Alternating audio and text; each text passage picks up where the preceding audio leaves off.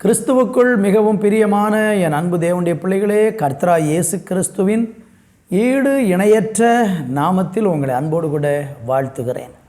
இந்த ஆசீர்வதிக்கப்பட்ட நல்ல வேளையில் விசேஷமாக ஜூலை மாதம் 1ஆம் தேதி ஒரு வாக்குத்தத்த செய்தியோடு உங்களை சந்திப்பதிலே நான் மிகவும் மகிழ்ச்சி அடைகிறேன். இந்த அருமையான நாளிலே இந்த மாதத்திற்கு தேவன் நமக்கு கொடுக்கிற வாக்குத்தத்தம் என்ன என்பதை இன்றைக்கு நம்ம ஆராயப் போகிறோம். சங்கீதங்களின் புஸ்தகம் 115ஆம் சங்கீதத்திலே 9, 10, 11 ஆகிய வசனங்களில் கர்த்தரை நம்புவதை குறித்து சொல்லப்பட்டிருக்கிறது.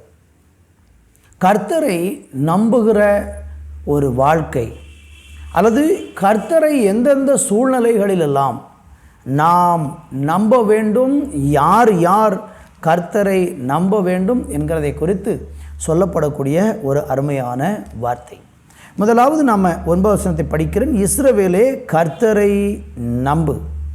10வது வசனம், ஆரோன் குடும்பத்தாரே கர்த்தரை நம்புங்கள். 11வது வசனம், கர்த்தருக்கு பயப்படுகிறவர்களே கர்த்தரை நம்புங்கள். அன்பு தேவ பிள்ளைகளே, இந்த வசனத்தில் சொல்லப்பட்டிருக்கிற காரியம் ஆண்டவராகிய தேவனை அறிந்தவர்கள் கர்த்தரை நம்பும்படியாக சொல்லக்கூடிய ஒரு வார்த்தை. பொதுவாக நாம் கர்த்தரை நம்புவதை குறித்து யாருக்கு சொல்லுவோம் என்றால், இதுவரையிலும் கர்த்தரை நம்பாதவர்களை பார்த்து நீங்கள் கர்த்தரை நம்புங்கள், அப்பொழுது உங்கள் வாழ்க்கை செழிக்கும், கர்த்தரை நம்புகிறவர்களுக்கு ஒரு நன்மையும் குறைவுபடாது, கர்த்தரை நம்புகிறவன் செழிப்பான், இப்படியெல்லாம் நாம் ஆண்டவரை அறியாத மற்ற ஜனங்களை பார்த்து ஆண்டவரை நம்புவதை குறித்து பல முறை நம்ம சொல்லுவது வழக்கம். இதைத்தான் அதிகமானவர்களும் சொல்லுகிறதை நம்ம பார்த்துருக்கிறோம். ஆனால் இந்த வசனம், இந்த 3 வசனம் கொஞ்சம் வித்தியாசமான ஒரு காரியத்தை நமக்கு சொல்லுகிறது. அதைத்தான் இந்த மாதத்திலே வாக்குத்தத்தமாக தேவன் நமக்கு சொல்லுகிறார். நீங்கள் நானும் வேதம் சொல்லுகிறது கர்த்தரை அறிந்தவர்கள்.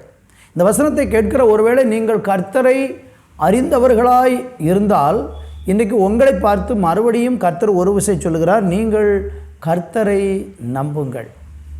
3 தர மக்களை பற்றி சொல்லுகிறார். 1, இஸ்ரவேல் கர்த்தரை நம்பு. 2வது, ஆரோன் குடும்பத்தாரே கர்த்தரை நம்புங்கள். 3வது, கர்த்தருக்கு பயப்படுகிறவர்களே கர்த்தரை நம்புங்கள். ஒரு மனுஷன் கர்த்தரை நம்பும் பொழுது, கர்த்தரை விசுவாசிக்கும் பொழுது அவனுடைய வாழ்க்கையை கர்த்தர் ஆசீர்வதிக்கிறார். அவனுடைய வாழ்நாளிலே ஆண்டவர் அவனோடு கூட இருக்கிறார். கர்த்தரை நம்புகிறவர்களுக்கு ஒரு நன்மையும் குறைவுபடாது. கர்த்தரை நம்புகிறவன் உயர்ந்த அடைக்கலத்தில் வைக்கப்படுவான். ஒருவேளை இந்த வார்த்தையை கேட்கிற நீங்கள், இந்த 1ஆம் தேதி வாக்குத்தத்த செய்தியை கவனிக்கிற நீங்கள் இதுவரையிலும் கர்த்தரை நம்பாமல் இருக்கிறீர்கள் என்றால், ஒரு விசை மாத்திரம் கர்த்தரை நம்பி பாருங்கள். யாரையெல்லாமோ நம்பி வாழ்க்கையில் ஏமாந்து போய் தோல்வி மாத்திரமே மீதம் இருக்கிற ஒரு சூழ்நிலையில் ஏமாற்றம், தோல்வி, வேதனை, வருத்தங்கள் மத்தியிலே நீங்கள் இருக்கிறீர்கள் என்றால், இன்றைக்கு நான் உங்களுக்கு சொல்லுகிறேன், நீங்கள் கர்த்தரை நம்பினால், கர்த்தரை நம்புகிற அந்த நம்பிக்கை உங்களை ஒருபோதும் வெட்கப்படுத்தாது.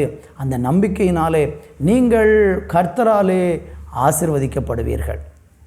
என்னை கவனிக்கிற அன்பு சகோதர சகோதரிகளை, கர்த்தரை ஒரு மனுஷன் எந்தெந்த சந்தர்ப்பத்தில் நம்ப வேண்டும்? இஸ்ரவேல் கர்த்தரை நம்பு என்று சொல்கிறார். ஏற்கனவே இஸ்ரவேல் என்று சொன்னாலே அவருடைய ஜனங்கள் தான். இஸ்ரவேல் என்று சொன்னால் தேவனால் தெரிந்து கொள்ளப்பட்ட அவருடைய பிள்ளைகளுக்குத்தான் ஆண்டவர் இஸ்ரவேல் என்று பெயரிட்டார்.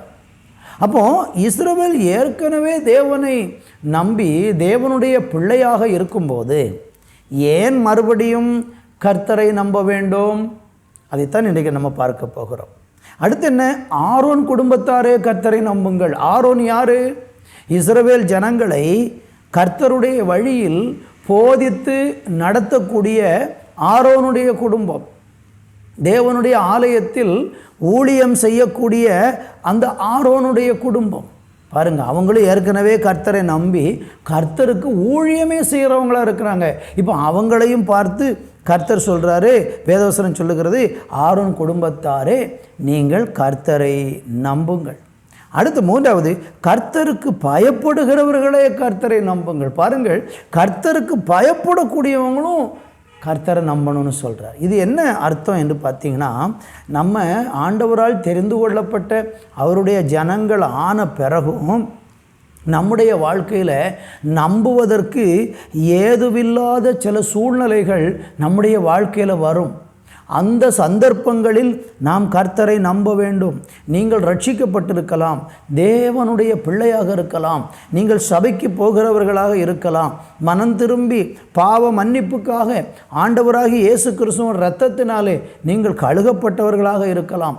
அப்படி பாவ மன்னிப்பு பெறும்படி கழுகப்பட்டு தேவனுடைய ஜனம் என்கிற பெயரை உடைய இஸ்ரவேல் அல்லது ஒரு விசுவாசி என்று சொல்லக்கூடிய ஒரு நிலையில் இருந்த போதிலும் கூட, அல்லது இருக்கிற அந்த சூழ்நிலையிலும் கூட, சில நேரங்களில் ஆண்டவரை நம்ப முடியாதபடிக்கு இதெல்லாம் என் வாழ்க்கையிலே நடக்குமா, இதெல்லாம் எனக்கு நிறைவேறுமா, இந்த வியாதியில் நான் சுகம் அடைவேனா, அல்லது இப்படிப்பட்ட பாடுகளிலிருந்து எனக்கு விடுதலை கிடைக்குமா, அல்லது இந்த விதமான போராட்டங்களிலிருந்து நான் விடுதலை பெறுவேனா என்று சொல்லி நம்புவதற்கு ஏதுவல்லாத பல சந்தர்ப்பங்கள், பல சூழ்நிலைகள் உங்களுடைய வாழ்க்கையிலே கடந்து வரலாம். அப்படிப்பட்ட நம்புவதற்கு ஏதுவில்லாத சூழ்நிலை வரும் பொழுது கர்த்தருடைய வார்த்தை சொல்லுகிறது, இஸ்ரவேலே நீ கர்த்தரை நம்பு.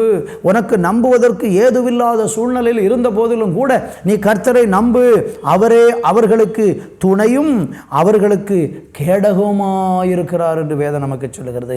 இந்த வார்த்தையை கவனித்துக் கொண்டிருக்கிற அன்பு சகோதர சகோதரிகளே, நீங்கள் ரட்சிக்கப்பட்டு தேவனுடைய பிள்ளை ஆன பிறகும் உங்கள் வாழ்க்கையில் வருகிற போராட்டங்கள், பிரச்சனைகள், வியாதி படுக்கைகள், மரண கண்ணிகள், பயங்கரமான பொருளாதார நெருக்கங்கள் அல்லது உலக பிரகாரமான பயங்கரமான உபத்திரவங்கள், அந்த பாதையின் வழியாக நீங்கள் கடந்து போய் கொண்டிருக்கிறீர்களா?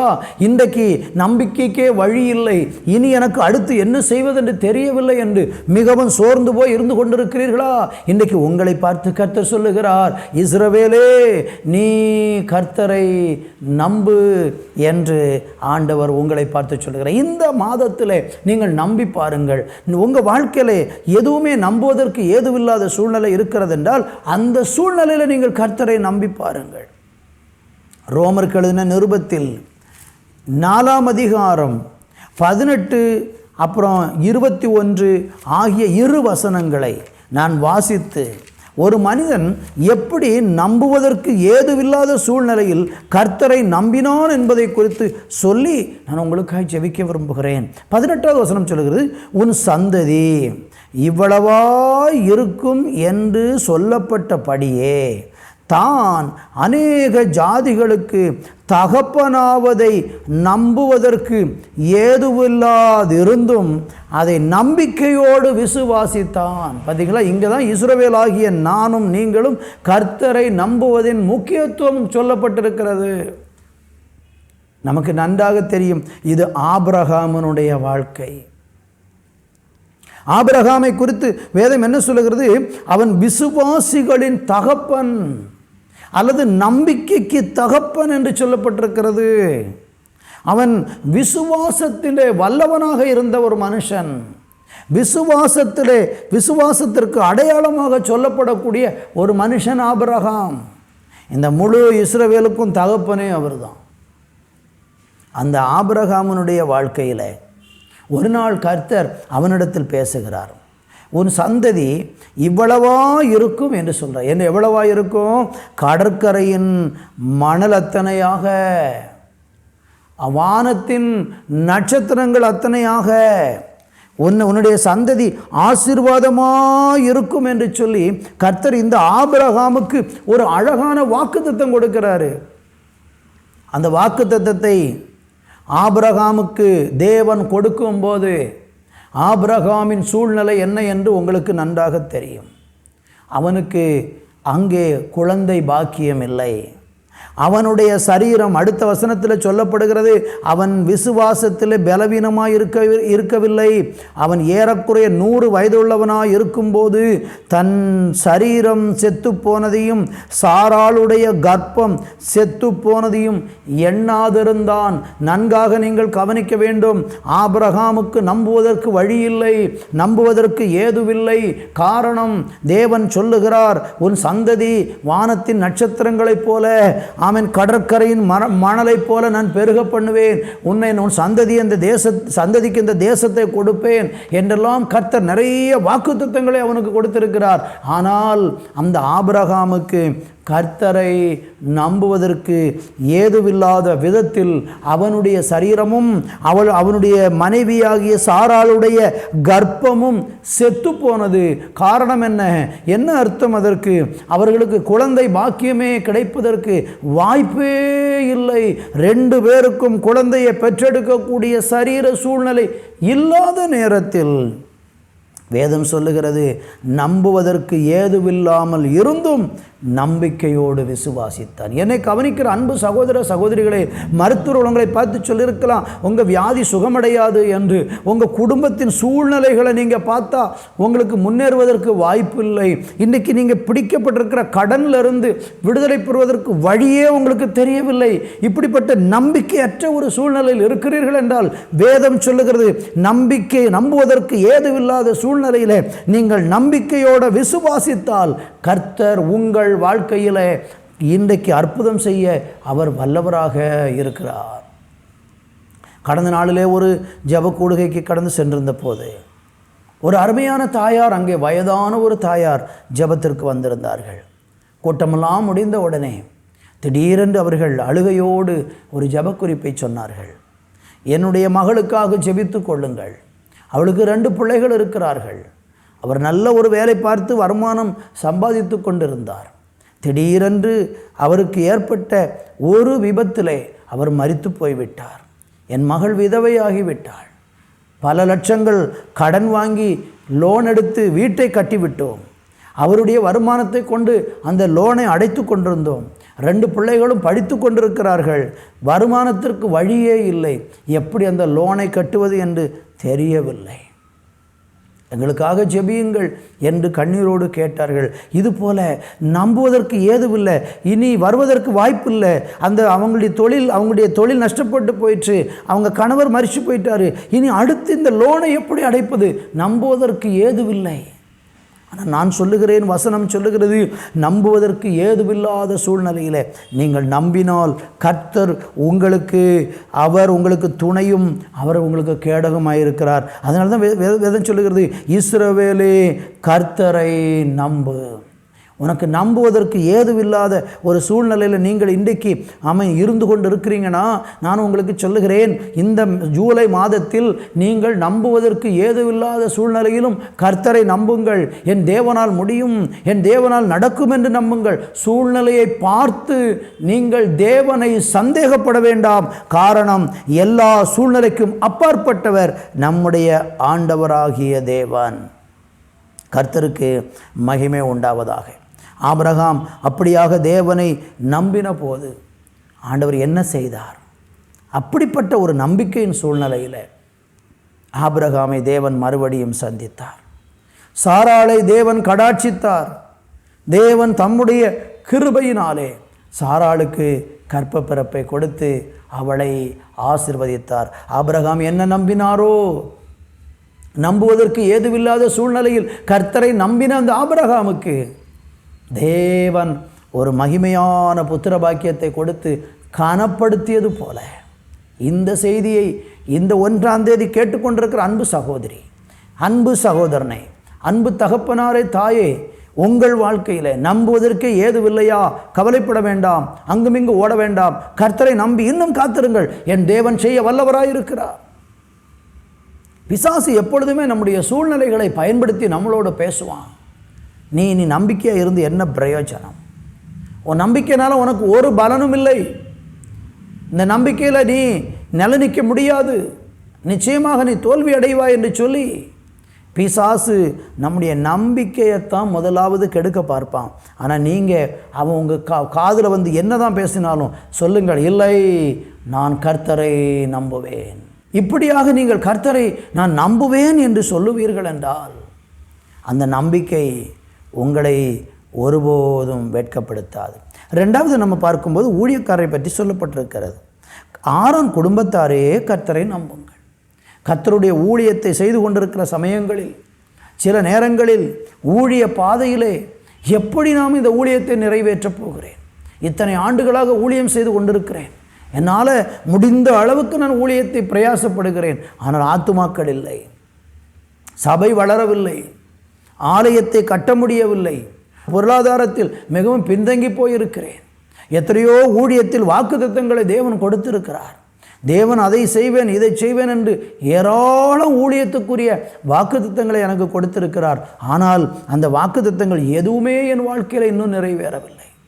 ஊழியத்திற்கான பெரிய தரிசனங்களை கொடுத்திருக்கிறார், ஆனால் அந்த தரிசனங்களை இன்னும் நிறைவேறவில்லை. இப்படி ஆரோன் குடும்பத்தாராக கர்த்தருக்கு ஊழியம் செய்கிறவர்களாக ஊழியக்காரர்கள் இந்த வார்த்தையை கவனித்து கொண்டிருக்கிறீர்கள் என்றால் கர்த்தர் உங்களுக்கும் இந்த வார்த்தையை தீர்க்க தரிசனமாக உங்களுக்கும் எனக்கும் கொடுக்கிறார். ஊழியத்தின் பாதையில் நம்ப முடியாத சூழ்நிலைகளின் வழியாக நீங்கள் கடந்து போகிறீர்கள் என்றால் அந்த இடத்தில் கர்த்தர் நிச்சயமாக உங்களுக்கு நம்பிக்கைக்கு ஏதுவான ஒரு அற்புதத்தை செய்து ஊழியத்திலே அதிசயமாய் நடத்துவார். எதிர்காலத்தை குறித்து பயந்து கொண்டிருக்கிறீங்களா? சபையை குறித்து பயந்து கொண்டிருக்கிறீங்களா? ஊழியம் வளரலன்னு கலங்கி கொண்டிருக்கிறீங்களா? கர்த்தரை நம்புங்கள், அவராலே நிச்சயமாய் கூடும். உங்களை அழைத்த தேவன் உண்மையுள்ளவர், ஏற்ற சமயத்தில் அதை உங்களுக்கு செய்து நிறைவேற்ற வல்லவராக இருக்கிறார்.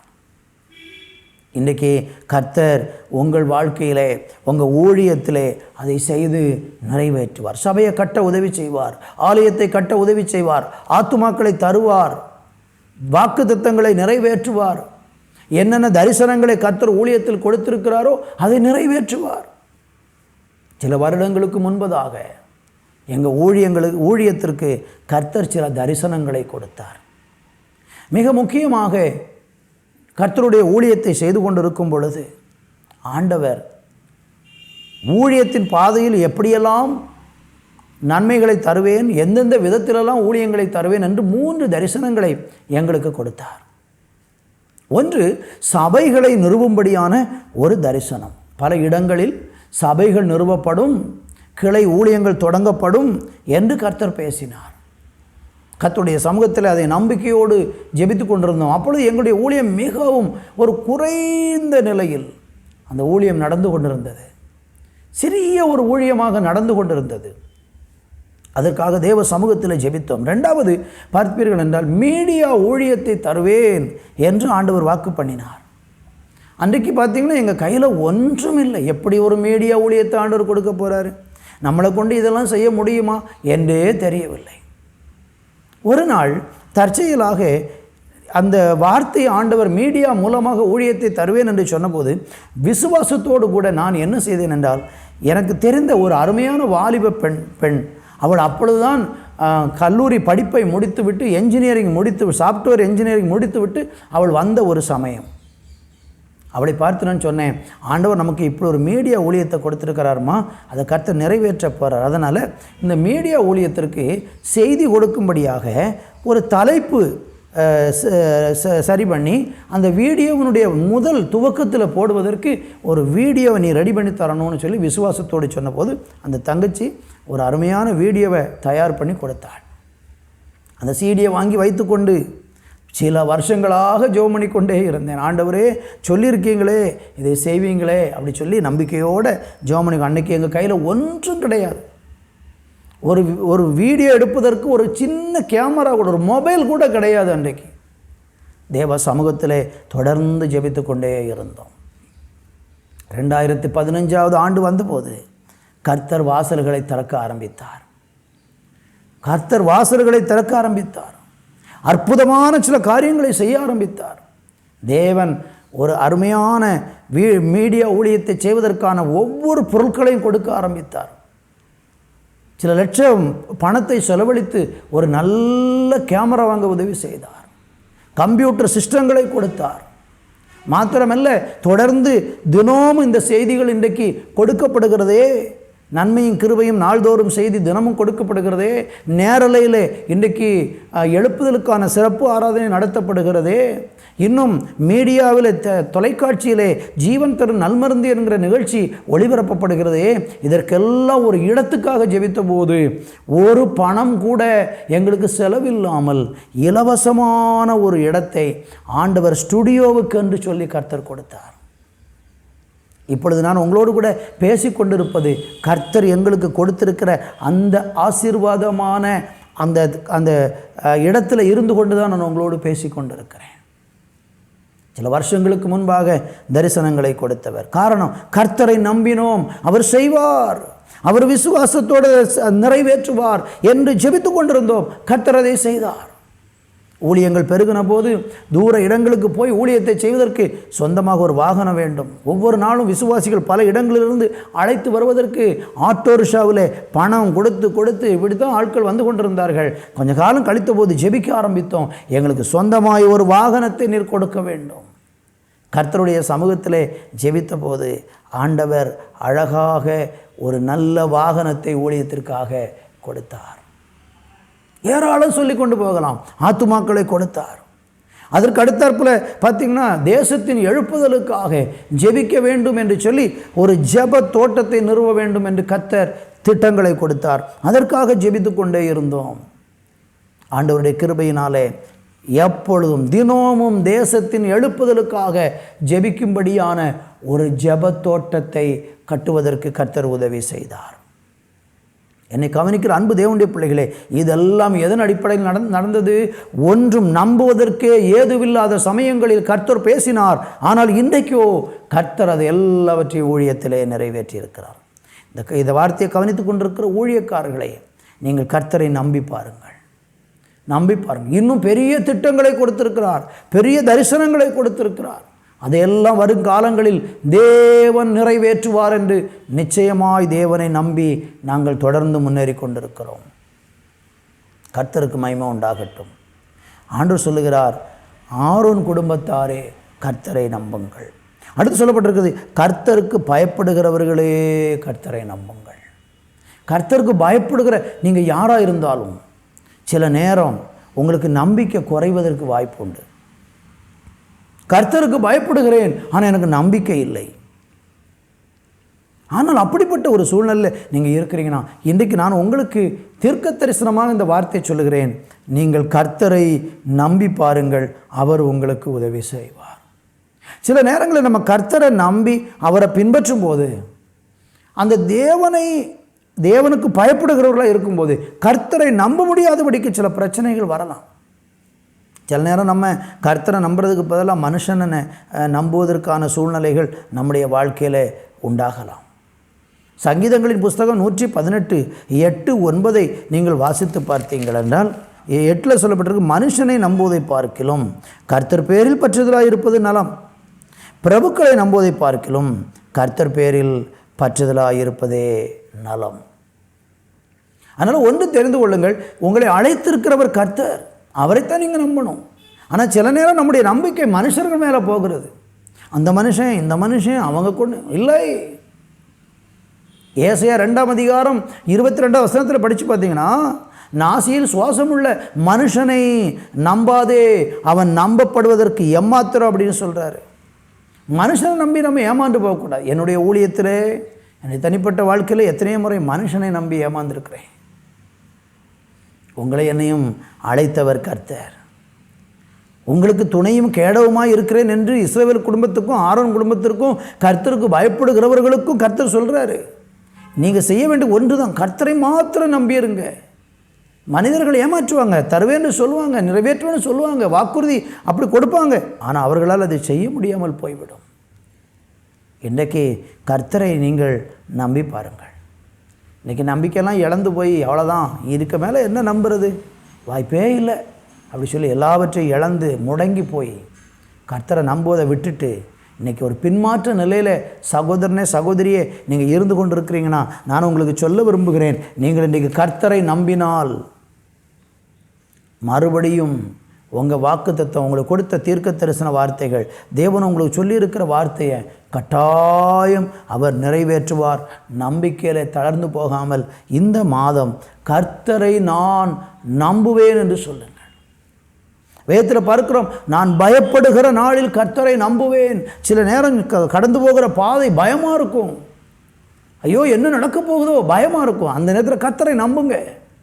கர்த்தர் சொன்னதை அவர் உங்களுக்கு நிச்சயமாக நிறைவேற்றி உங்களை கனப்படுத்துவார், ஆசீர்வதிப்பார். ஜெபிக்கலாமா? அன்பு தகப்பனே, இந்த நல்ல ஆசீர்வாதமான வேலைக்காக உம்மை நாங்கள் ஸ்தோத்தரிக்கிறோம். இந்த நாளிலேயும் கூட கர்த்தர் மேல் எங்களுடைய நம்பிக்கையை வைத்து, கர்த்தர் மேல் எங்களுடைய நம்பிக்கையிலே நாங்கள் உறுதியாக இருந்து, இஸ்ரவேல் குடும்பமாக, ஆரோன் குடும்பமாக, கர்த்தருக்கு பயப்படுகிறவர்களாக இந்த நாளில் உம்மை நம்புகிற அந்த பாக்கியத்தை கர்த்தர் ஒவ்வொரு பிள்ளைகளுக்கும் கொடுப்பீராக. யாருடைய உள்ளங்களிலெல்லாம் நம்பிக்கை அற்றவர்களாக இன்றைக்கு இருக்கிறார்களோ, இத்தனை காலம் நம்பி இருந்தேன், எனக்கு எதுவுமே நடக்கவில்லை, இனி நான் கர்த்தரை நம்ப போவதில்லை என்று சொல்லி மனுஷனை நம்பி, உலகத்தை நம்பி, தேவன் மேல் கொண்டிருந்த நம்பிக்கையை விட்டு நம்பிக்கை அற்ற நிலையிலே யாரெல்லாம் இந்த வார்த்தைகளை இப்பொழுது கேட்டுக்கொண்டிருக்கிறார்களோ அவர்களுடைய உள்ளத்துக்குள்ளே மறுபடியும் ஒரு நம்பிக்கையை என் ஆண்டவர் ஏற்படுத்தி, ஹல்லேலூயா, நம்புவதற்கு ஏதுவில்லாத சூழ்நிலையிலும் ஆபிரகாம் கர்த்தரை நம்பி ஆசீர்வாதத்தை பெற்றுக்கொண்டது போல உம்முடைய பிள்ளைகள் இன்றைக்கு அப்படிப்பட்ட ஒரு ஆசீர்வாதத்தை பெற்றுக்கொள்ளத்தக்கதாக ஒரு நம்பிக்கைக்கு ஏதுவாக நீர் உம்முடைய பிள்ளைகளை நடத்துவீராக என்று சொல்லி உம்முடைய பிள்ளைகளுக்காக நான் ஆசீர்வதித்து ஜெபிக்கிறேன்.